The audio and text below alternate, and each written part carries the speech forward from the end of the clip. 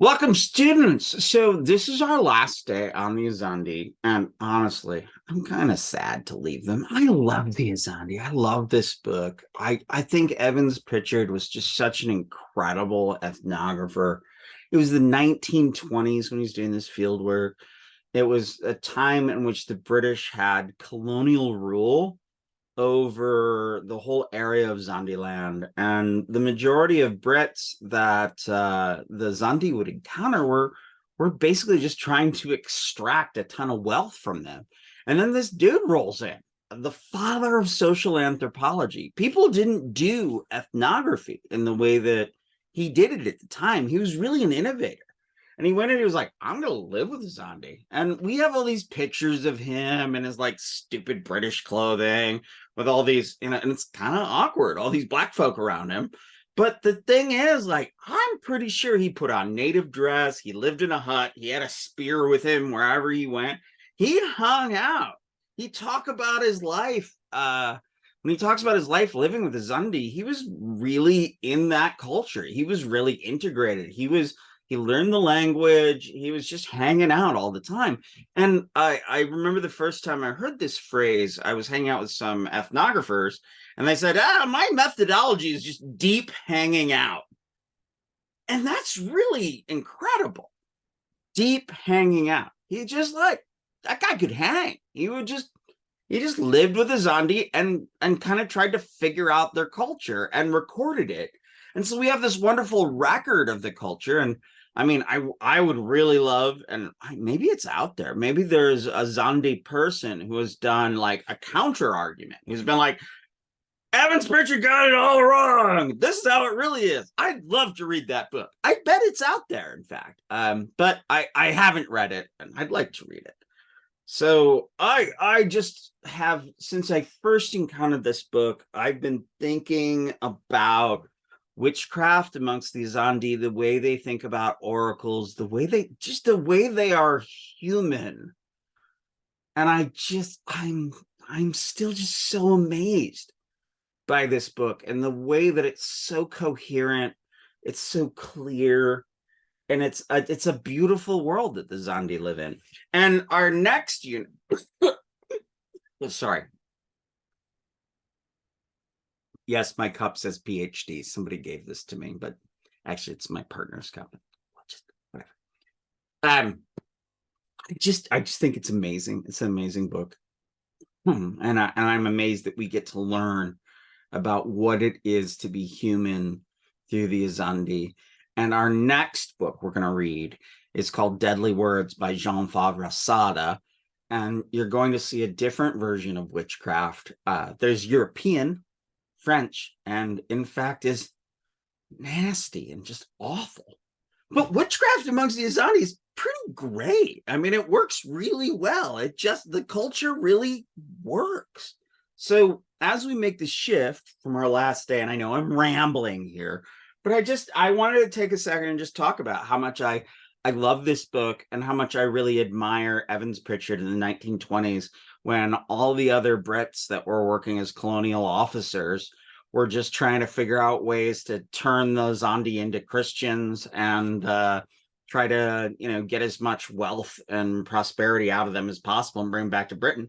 Evans Pritchard is like, nope, I'm going to do anthropology. I'm going to live in a hut. I'm going to get a spear. I'm going to learn this language. I'm going to figure this culture out as best I can. And when I figured it out, I'm going to be like, hey, these are not savages. And books were written at this time that had titles like The Savage Mind. But you never get a sense from Evans Pritchard throughout this that the people he's studying are not intelligent, sophisticated, engaged, and aware, and are in their culture and understand their culture as themselves. And even when he says things like, yeah, they're not going to say this or this is inconsistent or whatnot, because it doesn't make any sense. Like, it wouldn't make sense for them to say something is inconsistent or weird, based like we would say. And honestly, I think the Zandi in some ways are more human and more clear than even we are, that they're less inconsistent than we are as humans. And our Western culture, I think, is often quite ridiculous. But that's me. and let's get moving. All right, so magic, sorcery, in the changing world. Here we go, y'all. Welcome to it. So, what is magic, or ngua, Ngua, amongst the Azande? So, witchcraft, magic, and oracles. That's like the three big things that we're talking about in Azande culture, as Evans Pritchard lays it out. So, soroka is oracles, ngua is magic, and mangu is witchcraft. So it's almost like this threefold triangle that makes up Azande religion and Azande culture. And if you look on the cover of Evans Pritchard, this is a pretty great cover. You see mangu, soroka, and ngua. These are the things. So look, even here, look and see the ngua there, magic, right? And see the medicines, see the plants. Soroka, oracles. Look, it's a cock, it's a chicken, it's right over there. And mangu, a crazy bat, a crazy bat. Now, why a bat? I'm thinking because he's saying the bat is symbolic of that witchcraft substance that moves at night. So even looking at the cover of the book, you kind of see what's going to happen. And I love the cover of this book. I love this book. I can't say it enough.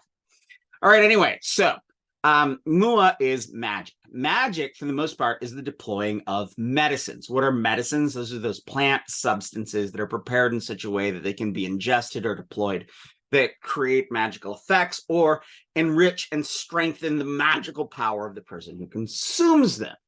So magic is deploying medicines, either directly or through indirect means, like having a magical whistle that we read about, or various charms, whatnot. But even those magic whistles we read about, and I'm not going to talk about all that much. Too bad. It's a fascinating topic. Those magic whistles were prepared with medicines to make the magic whistle do the thing it needs to do.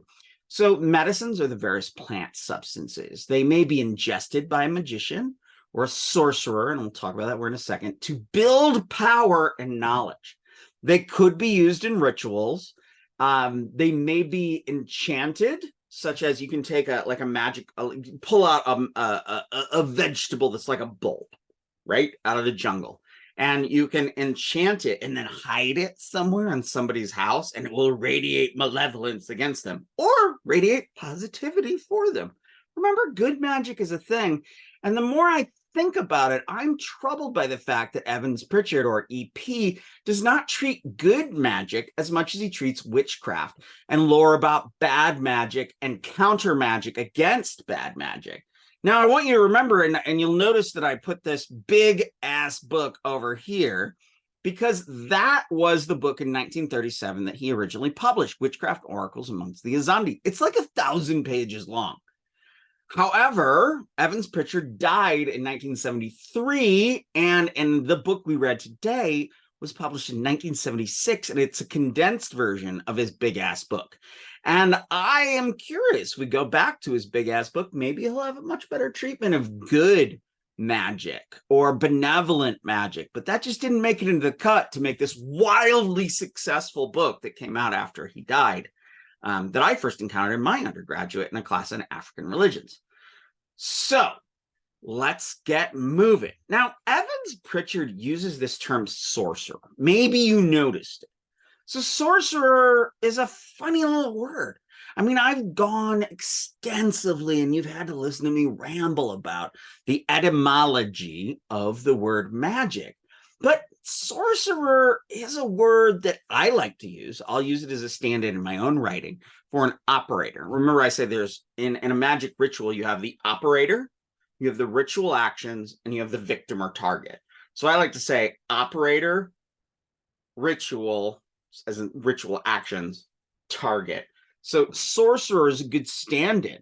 Now, sorcerer sounds bad to us, but let's look at the word for a second. What is sorcery? So I looked in the Oxford English Dictionary, as I tend to do, and I said then sorcery is the use of magic or enchantment, the practice of magic, arts, witchcraft, 1300 and earlier. So this is an old word in English.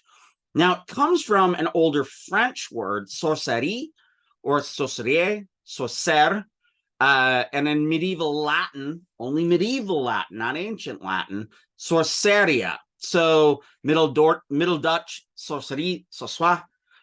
So we've got these words, but they're really not that old. It's not like going back with, like, remember how I said magic goes back to magus, the three magi that wandered through the desert following the stars so they could be at the birth of our Lord and Savior Jesus Christ. Well, so I started digging around. Middle English, according to the University of Michigan Middle English Compendium, has the word sorcery, and it's called witchcraft, magic, enchantment, sorcery, also a person, also an act or instance of sorcery, a state of affairs not readily attributable to natural causes, the apparently magical working of an ingenious and hidden contrivance. Now remember, that's Middle English. All right, real quick. Old English sounds more like German than anything. We can't understand it. Middle English, that's what like Chaucer wrote in, like Canterbury Tales. We can understand it, but it's a little confusing. And then contemporary English, as we speak now. So those are three levels of English. So sorcery comes into our language right around Middle English. Now, in Latin, the closest equivalency to the word sorcery, that's supposedly a Latin word, when I dug in deeper, the Latin word that would be what we're talking about here when we say sorcery, what we think of is maleficia. Now, you may remember, and sort of that sounds like malefic, evil. I don't know, who's that bad gal in Sleeping Beauty? Maleficent, the bad queen. All right. So maleficia are magic powers that do not come from the Most High God. So we're thinking, if you're talking about Most High God, we're talking about like 4th century Latin right there. So this word isn't that helpful. We don't get a lot out of it. Sorcerer is nowhere near as rich of a word as, say, magic, for instance. Evans Pritchard uses it to, and he will designate between good and bad sorcery, but we'll actually see that sorcery, or the deployment of magic, maybe that's a better word. Sorcerer is just deployer of magic, and I would say just operator, the one who performs the magic spell. So sorcery is not exactly, like I've said before, like it's aggressive and benevolent, or as I've said in many contexts, like malicious or benevolent. So it's, what we'll see, in fact, is that there are good and bad deployments of aggressive or destructive sorcery. So if you use aggressive, destructive sorcery against, say, a witch or a criminal or someone who's wronged you, that's okay. It's not considered a bad thing. So in fact, we have this notion of sorcerer, as we say out loud, it sounds really like a bad thing. Oh, you know what? There was a William Friedkin movie called Sorcerer. I think I hate it when professors talk about old movies. Well, I'm going to anyway. That was a remake of a Spanish movie, or a Spanish language movie, and it's about a what do you call it? It's a truck that's loaded with dynamite that's going over this mountain pass, and Friedkin called the movie Sorcerer and like referred to the truck as like the sorcerer, as the truck filled with dynamite, the danger and ambivalence of sorcery. Okay, a lot of rambling today. I apologize. Okay, some students like the rambling, others like, just get on with it, Ulrich. We have other things to do today. Anyway, so magic has good and bad aspects, kind of all around, but here we're going to talk about the Azande. So magic has good and bad aspects, but the average person deploying magic or medicine is just a normal person. Like, lots of people use medicine. All of those people deploying medicine, deploying magic, would be considered, in fact, in the English word, sorcerers. So the Zandi, in fact, that we see are really interested in a type of magic that we would think of as being like black magic or something, but even this term black, white, and gray magic is only relatively recent. That doesn't go back very long. Anyway, the Zandi are very interested in vengeance magic. So vengeance magic is magic that one uses to cause destruction against one's enemies, and especially against people who are accused of being witches. So magic, as I think about it, and as Evans Pritchard describes, doesn't seem really all that different than witchcraft. Okay, so what's the difference between magic and witchcraft? Ngua and mungu. Mungu, witchcraft; ngua, magic. So magic is actively deployed. There are known rituals of magic. There is lore about magic. People do magic. They're known to deploy these medicines. Now, they might not have specific rituals, but there are common habits of deploying magic.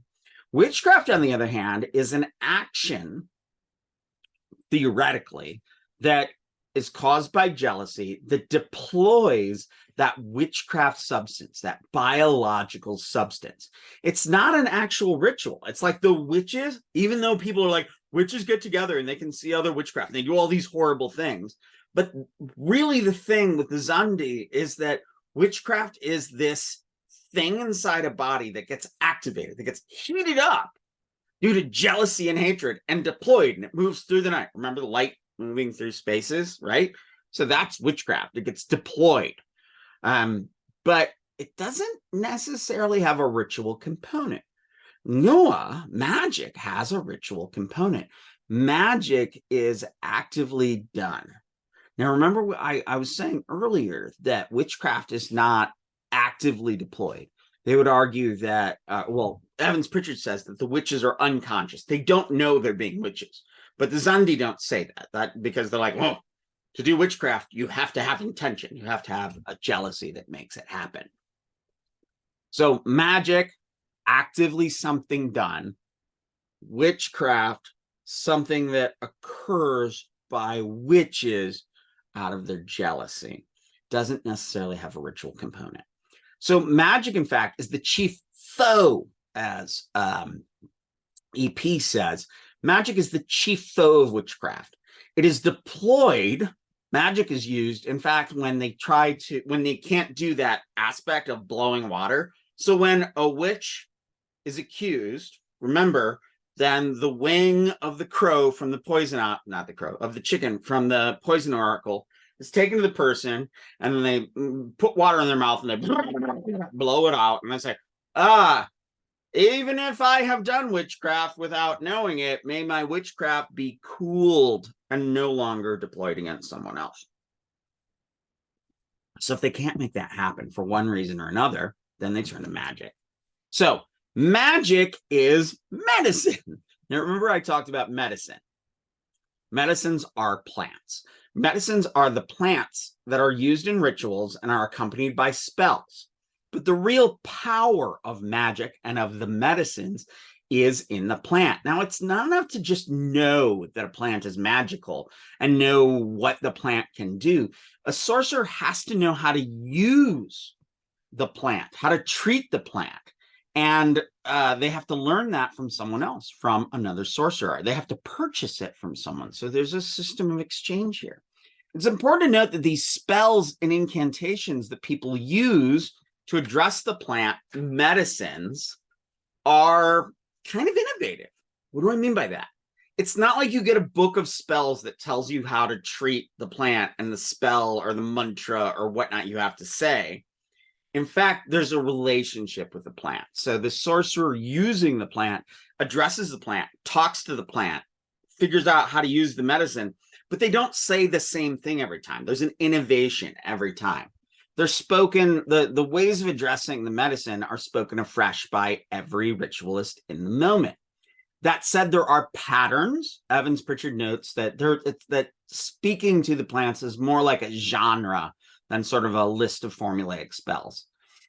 And sometimes you can deploy medicines, or Azande can deploy medicines that don't have a ritual or a spell. It's like the plant itself and someone consuming it or its deployment has power in and of itself without a ritual to support it. So Evans Pritchard notes that there's no clear connection between the substance, the very plant itself, between the plant itself and what the medicine is supposed to do. So in this way, you've heard me talk before about a persuasive analogy, in the sense that, remember in the context of India, you take a skull cup, or the top of a skull or cup in general, and you put a seed inside it. The seed then sprouts because you've been pouring milk over it. The sprouts of the seed are thought to be like creepers that immobilize the human being that's the target. So there it's a persuasive analogy. You'd look at the and the cup with the seed that's sprouting out, and you'd say, oh, effectively, you'd say something like, may this sprouting vine that's coming out of the cup be like a vine that is binding and forcing, or not forcing, binding a person from being able to move in any way. So there it's a persuasive analogy. You see, the vine grows up just like what you want to do to the person. They are as if they're held by vines. Now, there's not a connection here between the medicines. So everybody he talks to is like, all right. So this medicine, this plant does this thing. And he's like, but the plant itself does not have like a symbolic relationship between what its effect is supposed to be. So there's no persuasive analogy. It's not like sympathetic magic that, like I take the snake scale and the mongoose fur, I put them together, and then I chant the names of the people who love each other, and now they'll hate each other like a snake and a mongoose. There's no connection like that. And this makes me actually wonder a little bit, why do we look for a structure to magic? I mean, I keep talking about magic structures. Why is it so weird to Evans Pritchard or to us reading that the Azande don't have this type of specific structure or analogy? I would argue that the sort of free form quality of magic amongst the Azande allows for innovation and vibrancy. It frees the magician from having to go and look at a magic book or consult an authority. The magician can just do the thing. But it's surely a system. It all makes sense. I mean, look at everything Evans Pritchard says. It's clear that there's a sophisticated system here. Now, one interesting argument here about the deployment of magic, ngua, is that it's done in private. It's done maybe with a few people around, but in general, you don't want people to see you doing this. Everybody does magic, but nobody wants to be seen doing magic. Why? Because it's bad? No, because if somebody looks at you doing magic, they might deploy their witchcraft. Witchcraft is everywhere because they get jealous. So you want to do it in private so nobody screws it up by their jealousy and their witchcraft. So how do you acquire or deploy magic? Well, magic is purchased from someone else who has learned from someone else. So magic medicines, charms, and whistles are purchased just like any other property. And they're generally bought in this system of exchanging spears. Now, we've seen this before. It's like 18 spears for this thing, blah, blah, blah. That's in Evans Pritchard. Now, usually it would be you would give someone a single spear in this spear economy, but also give them like pots of beer, which sound delicious, and like, other things and whatnot. So you'd be like, I will give you 18 spears. You give them one spear that you've made, spear economy, and then also other stuff. So 18 spears would be like one spear and a whole bunch of other stuff that you give people. So there's a system of exchange. And in fact, the sorcerer or magician and the person whom he, and it's usually he, sells the spell to, or the medicine to, or the person he teaches for that matter, they actually have like a temporary system of apprenticeship where they're connected as they learn the medicine.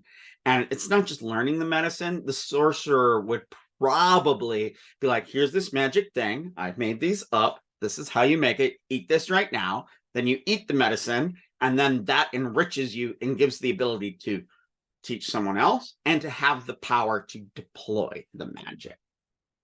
It's kind of cool. Sounds kind of fun.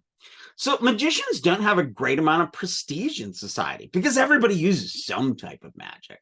Having powerful magic, on the other hand, magic that's known to be potent, is prestigious. Magicians are generally middle-aged or older men, though we do read about younger people these days using, or these days in the 20s, in the 1920s. Wow, that's 100 years ago. All right. Anyway, Ellery, calm down.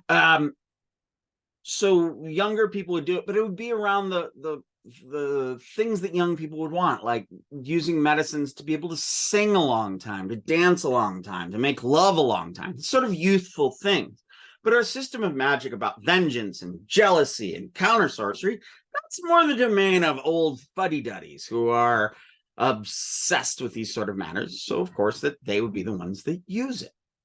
All right, so what are the reasons for using medicine? Evans Pritchard gives a number of examples. Oh, I'm sorry, I forgot to note the page number on this. So there are medicines, and I'll just give you some examples here. Medicines connected with natural forces, sort of like presenting rain, delaying sunset. There's this great line in there where he's like, you take a rock, you put it in the tree, and it delays sunset. And then he's like, of course it delays sunset. They don't have watches. They don't know what time is in the way that we track time. So you could put a rock in a tree and say, may sunset be stopped. And then you go, sun didn't set as long. All right, side note, I'm going to tell you a little story. So there was a siddha, a perfected one in India. He was called a mahasiddha. I believe his name was Virupa, which means like the ugly guy.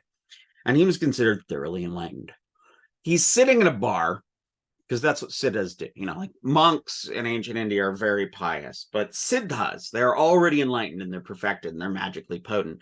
These guys did all sorts of kooky stuff. So Virupa is talking to this bartender guy, the guy that owns the bar, and he says, I'll tell you what. And the bartender says, sure, I'll give you X amount of money and I'll drink until the sun sets. And the bartender looks up and like, it's going to be about an hour and a half. Sure. Virupa takes this knife he has. He goes, wham! Boy, I wish I had a knife to do that. Wham! Right into the table. And he says, the minute that the sun's shadow casts over this knife and the way that we know the sun is setting, so that when the sun changes its axis, that's when I'll stop drinking.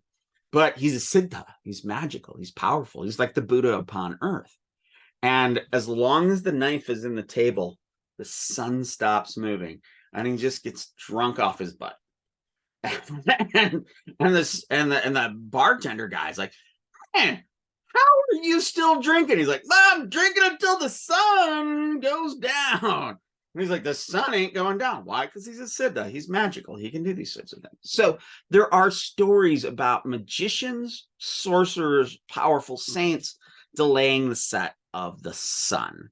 But also remember, they didn't have watches. They didn't keep time the way we did. Okay, so one of the ways that medicine is deployed is to prevent rain or delay the sun setting, because when the sun sets, you can't hunt anymore. Hunting and gathering rituals to make sure you have a good hunt, to enchant your spell, to enchant your spear, to enchant your bow and arrow, to increase the power of your aim when you are hunting. I'd like that. I'm a terrible shot myself. It used to be better. My eyes are terrible. Enchanting game nets so your animals don't escape. So there's a lot of actually rites around this. Mystic powers, sort of medicines that are used against witches and sorcerers. Initiating new witch doctors, qualifying rubbing boards, which we talk about making the rubbing board be effective. And we also have social activities. And this is interesting to me because they're very pragmatic and line up with a lot of the stuff you saw in India. Attracting partners and lovers, obtaining wives, wealth, making babies strong, avenging homicide or adultery, protecting goods and properties. So these are kind of pragmatic. Illness. Now, all illnesses have medicines, and this is where medicine in the Zandi sense and medicine in our Western sense are the same. All illnesses have medicines to treat them. And remember, an illness that does kill you, witchcraft. All right, so then you have sort of social activities. This is an interesting twist. So the Zandi say that when you have great success in life, empirical success, like material success, something that seems like it would actually, it makes sense that you would be successful. You're a good hunter. You catch a lot of wild boar. Anyway, that's not due to magic. If it makes sense that you'd be successful due to your skills, that's not magic. That's not medicine. Even though people use magic and medicines to enable a hunt and make the hunt go well, they don't think about it too hard. Zandi know that people will be successful because they're good at stuff. So they don't say that, yeah, that guy was successful at the hunt. It must be magic. No, there's like, no, he's good at hunting. He's successful at hunting. However, unusual success, if a bad hunter gets a lot of game, or if a good hunter gets way more catch than he should have, then they'll be like, magic. So just like serious failure, as opposed to normal failures in life, is considered witchcraft, serious success can be attributed to magic. So vengeance magic. Now, remember that all death is the result of witchcraft, as we said. There must be vengeance against a witch if someone dies. So witch killing and physical vengeance against a witch is now illegal. So in this sense, in the time that Evans Pritchard is writing, vengeance magic becomes even more important. We got to wonder if the magic got to be a bigger deal because the British, when they took over the place and outlawed vengeance practices, if the Zandi now under that sort of made magic a bigger deal. Remember Durkheim. So magic and religion are based on society. So if society shifts, then magic and religion are going to shift. I keep wondering if all this writing that Evans Pritchard does about about vengeance magic, if he was to be like 20 years earlier before the British were there, maybe there wouldn't have been so much vengeance magic. I suppose that's just the trick and the nature of things. Let's remember this is a colonial environment. Here's a classic picture of our white British guy around his African pals, which looks weird now, but it's a great kind of picture. Anyway, vengeance magic has been, and Evans Pritchard argues, becomes more potent, more violent, and likely more elaborate. I would say that vengeance magic got more elaborate after the British came, because the British outlawed physical vengeance against witchcraft. Now, the British have taken command of Zandiland at this point. They've taken command of the place, and they have made the people their de facto subjects because they declared this area of Africa to be a colony of Britain.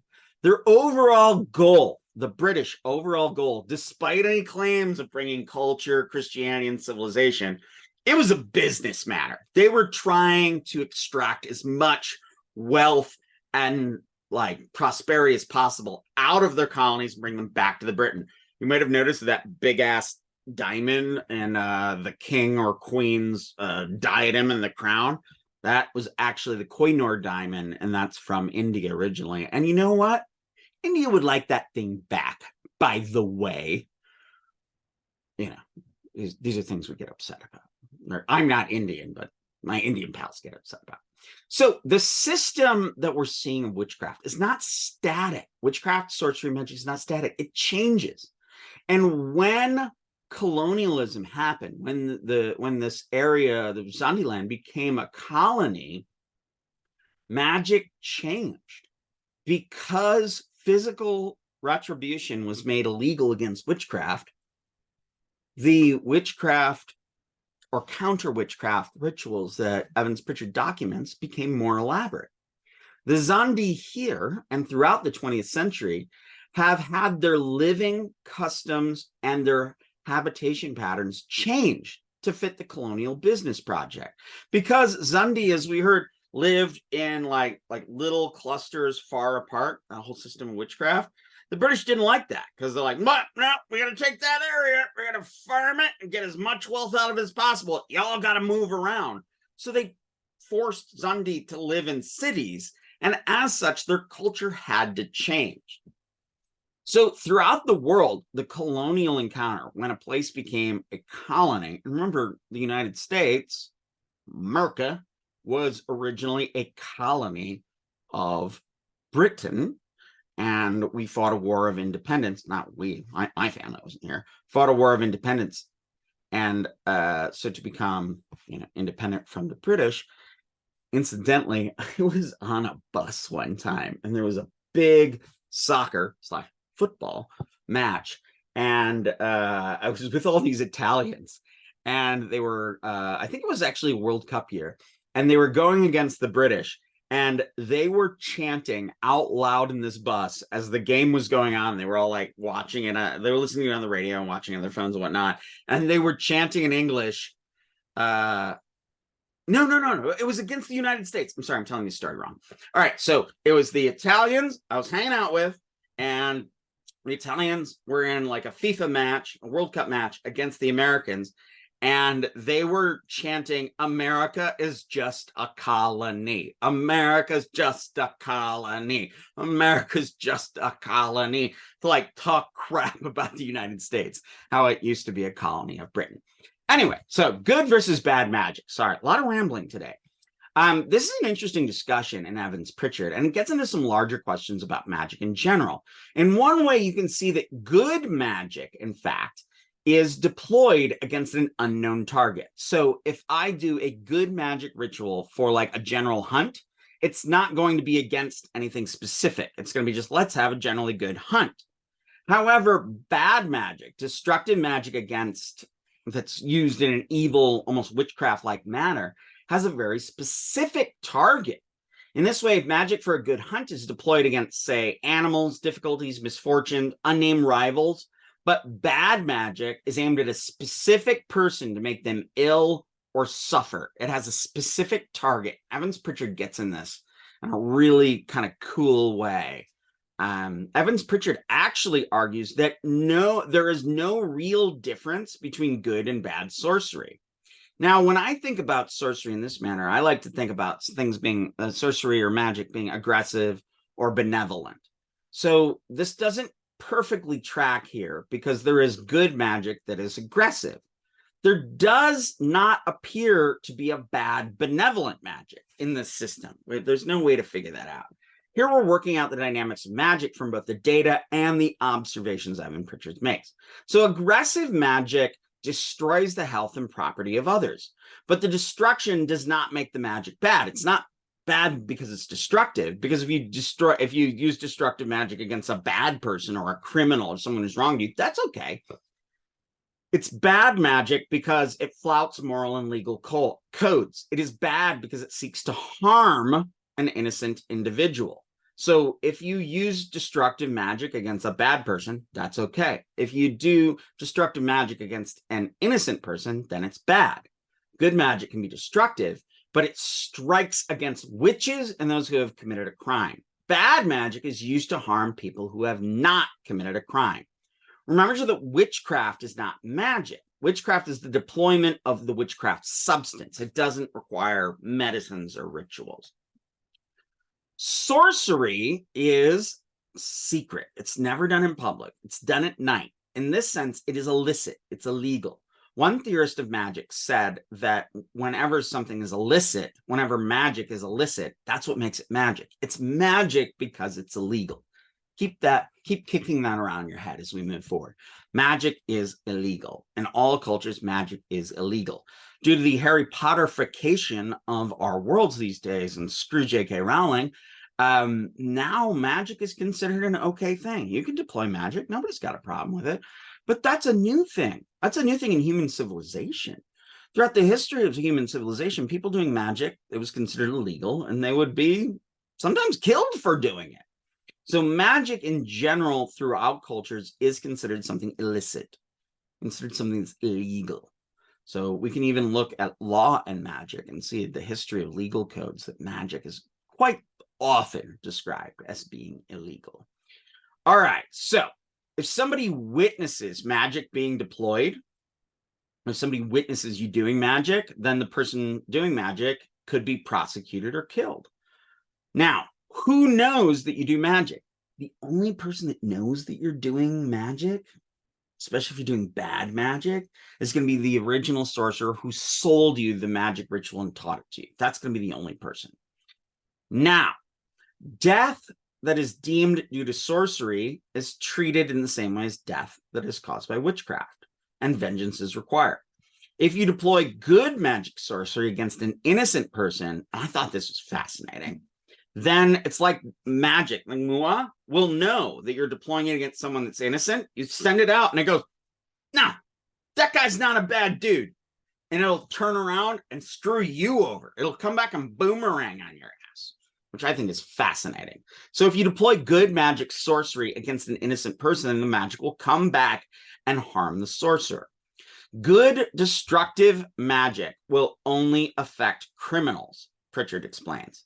But if the criminal makes good on his crime and makes amends for it, then the destructive magic needs to be immediately destroyed. It needs to be stopped. So I'd like to look at one specific good magic spell, a good magic spell that is destructive against a criminal. And I want to look at it in detail. We're getting toward the end of the lecture here. A little less rambling from Dr. Ulrich. Okay. So we have this really cool spell. least I think. May misfortune come upon you, thunder roar, seize you and kill you. May a snake bite you so that you die. May death come upon you from ulcers. May you die if you drink water. May every kind of sickness trouble you. So this is the sorcerer saying this against somebody who's done them wrong. May the magic, and this is so cool, may the magic hand you over to the Europeans so that they will imprison you and you will perish in their prisons. Remember what I was saying? The colonial environment changes things.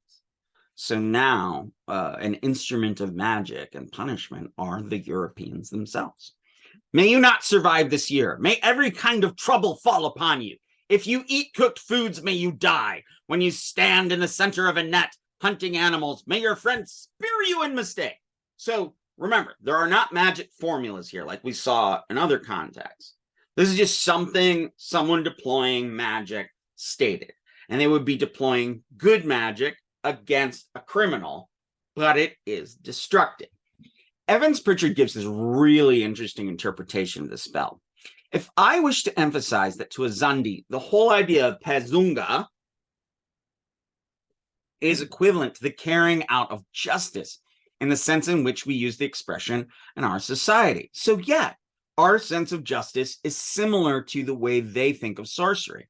Magic used against persons can only receive the moral and legal sanction of the community if it acts regularly and impartially. In other words, the magic has to only affect criminals and not innocent people. Sorcery, so we're talking about magic, which would be this pezunga, this ngua. Sorcery, on the other hand, does not give judgments. Sina pezungate. I wish I spoke Zandi. It is not only bad medicine, but also stupid medicine. This is fascinating. For it does not judge an issue between persons, but slays one of the parties in a dispute without regard to the merits of the case. It is a personal weapon aimed at some individual who the sorcerer dislikes. So a sorcerer who's deploying bad destructive magic casts it against somebody, regardless of them being deserving or not. It's a personal weapon. Good magic is moral because it is used against unknown person. Fascinating. So I'm doing good magic. Good magic is like, let's have good prosperity for all of us. It doesn't have a target. It just gives goodness. And then, the target's variable. It's unknown. You're asking for general goodness. But black magic, this bad magic, is like, that guy, Joe Smith over there, I want him struck down. Good magic is like, may I have a happy, pleasant day. If Joe Smith cuts me off in traffic, might I not get into a car accident? Okay. For if a man knows who has committed adultery with his wife, or stolen his spears, or killed his kinsman, he takes the matter to court. If you know who did the deed against you, you take him to court. So good. You don't need to make magic. There's no need to make magic here. You just do the usual thing. It is only when he does not know who has committed a crime that he uses good magic against unknown persons, against the person he doesn't know, but he knows a crime has befallen him. Misfortune has come. So he uses good destructive magic against an unknown person, deploys it against that person who's not known. Bad magic, on the other hand, is made against definite people. And for this reason, it is evidently bad, because if the person against whom it is used had injured the magician in any way recognized by law, the matter would have been taken to court and damages claimed. It is only because the sorcerer has no legal case, because he's a shithead, against a man that he uses magic to deploy him. All right. I'm obsessed with this passage. So it nuances the notion of destructive magic. And I hadn't thought about this really clearly, about how destructive magic really does have a specific person. When we looked at the Indian magic, it always had a specific target. Good magic for general prosperity, for good luck, for might I have a good day, is very general. But black magic, aggressive magic, has a specific target or victim. So when I started looking at magic, sort of in my career, I was looking at resurrecting spells that were to bring the dead back to life, specific people back to life. And then that got me interested in murder spells. And from there, that took me to the 6 results that I'm obsessed with now. And that opened up this whole world of Sanskrit magic. So how does this description of magic with a specific target being bad magic or aggressive magic versus good magic that doesn't have a specific target, how does that compare to what I've described and written about regarding Indic aggressive magic? I mean, we could spend a whole course just talking about positive magic, but you'd be surprised at how little there is. I tried to put together a course on just good magic. There wasn't a lot out there. Now, in the 19th and 20th century, magic began to be practiced and deployed by Westerners in a generally positive way. And in fact, if you hang out with occultists, they're, for the most part, really positive. Very few of them do black magic, except for the ones that I like to hang out with. The Harry Potter effect has kind of happened so that it's not taboo to do magic. Once upon a time, if I said I'm a magician, even in the United States, you could be killed. I mean, when I was growing up in the 1980s in a fundamentalist Christian church, we were terrified of witches. And I would argue to say that us turn the other cheek Christians, if somebody came into our church and said, I'm a witch, I worship the devil, I kill dogs to make horrible things happen to others, I think us good Christians might have murdered that person. Pick it around. Okay. So there's no fear these days that the use of magic will get a person prosecuted and killed. So is bad magic real? And this is really interesting. Page 192 to 195.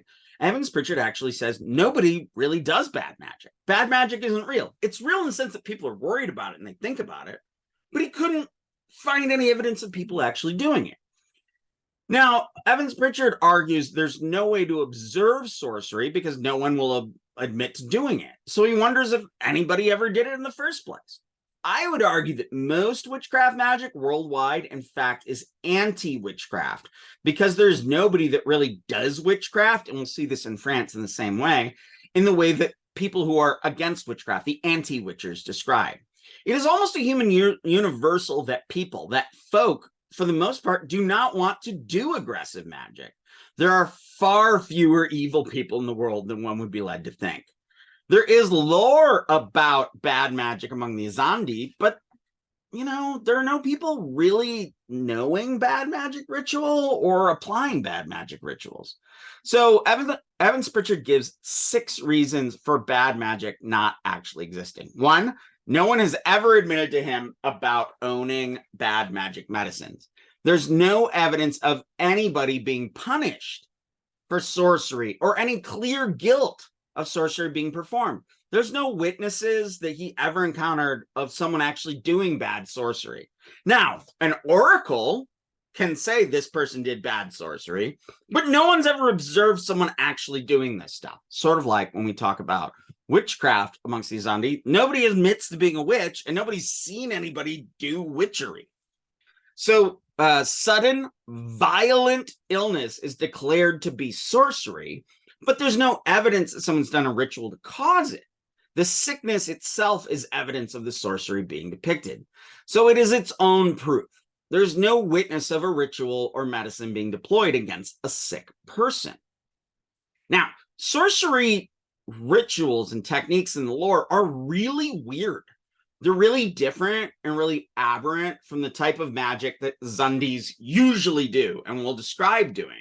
So it's all just too weird to be something that anyone actually does. It's almost like sorcery is an inversion or a perversion of normal ritual. Now, a big argument throughout the study of black magic is that it's just too weird and too strange and too violent and aggressive and gross for anybody to actually do it.